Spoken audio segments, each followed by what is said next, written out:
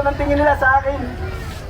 Ako po talaga nung umuwi, galing doon ay nag-iisa. Ako talagang hindi ko alam kung saan ako rurumbo. Kaya hindi ko po akalain ganito niyo ako kamahal mga kabarangay.